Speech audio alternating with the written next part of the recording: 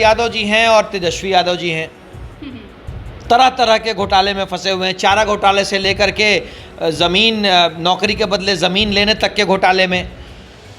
अब इनके अलावा ये देखिए, ये हैं उमर अब्दुल्ला साहब, जम्मू कश्मीर बैंक के घोटाले में। संजय राउत जी, करोड़ों का प्लॉट हज़ारों में ख़रीदने के घोटाले में।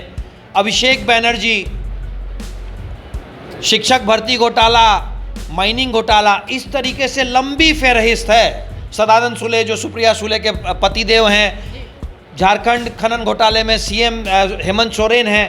तो ये जो कोऑर्डिनेशन कमेटी घमंडिया गठबंधन की बनाई गई है, ये एक्चुअली में इन भ्रष्टाचारियों का आपस में कोऑर्डिनेशन है। नमस्कार, आप न्यूज 4 नेशन देख रहे हैं। मैं हूं आपके साथ वंदना।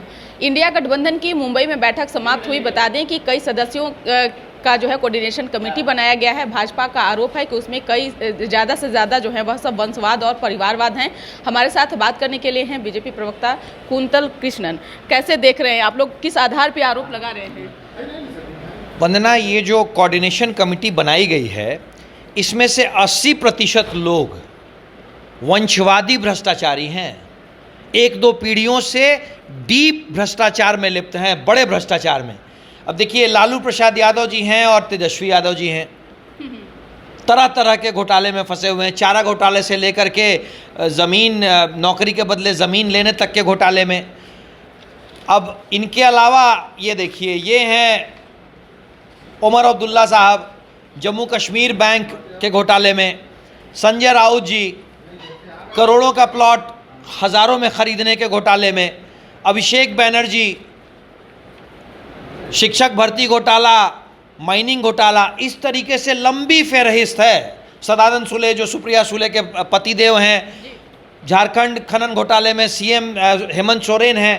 तो ये जो कोऑर्डिनेशन कमेटी घमंडिया गठबंधन की बनाई गई है, ये एक्चुअली में इन भ्रष्टाचारियों का आपस में कोऑर्डिनेशन है, समन्वय है इन भ्रष्टाचारियों का कि किस तरीके से भारतीय जनता पार्टी और इस देश के जो प्रधानमंत्री हैं माननीय नरेंद्र मोदी जी, उनका जो संकल्प है कि जो भ्रष्टाचार करेगा वो जेल की सलाखों के पीछे जाएगा ही जाएगा।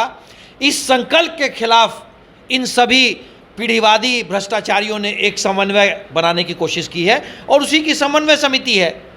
वंशवाद को बचाने के लिए कांग्रेस अपने वंशवाद को बचाना चाहती है।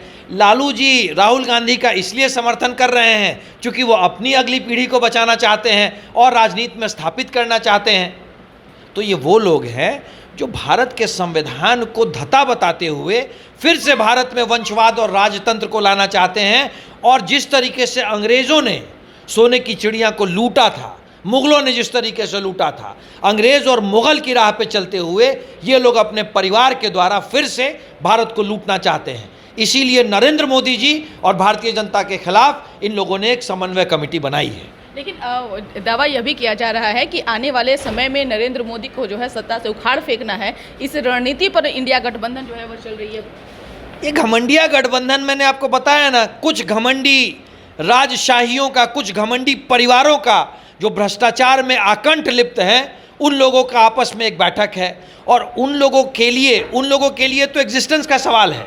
अगर नरेंद्र मोदी जी रहते हैं, भारतीय जनता पार्टी सरकार में रहती है, तो ये मुंबई और अगली बार कहीं और नज़र थोड़ी ही आएंगे। सब जेल के सलाखों के पीछे नज़र आएंगे। कोई तिहाड़ में नज़र आएगा, कोई बेऊर में नज़र आएगा, कोई कलकत्ता सेंट्रल जेल में नज़र आएगा, कोई जम्मू कश्मीर की जेल में नज़र आएगा। इसीलिए ये अपने आप को बचाने के लिए ये सब बैठक कर रहे हैं और एक दिवा स्वप्न देख रहे हैं। लेकिन तेजस्वी यादव ने तो दावा किया है कि जिस तरह से सरकार, केंद्र सरकार की तरफ से ये जो हलचल अभी तेज हो गई है कि 1 नेशन 1 इलेक्शन की चर्चा चल रही है, तो उन्होंने 1 इनकम की भी बात कही है।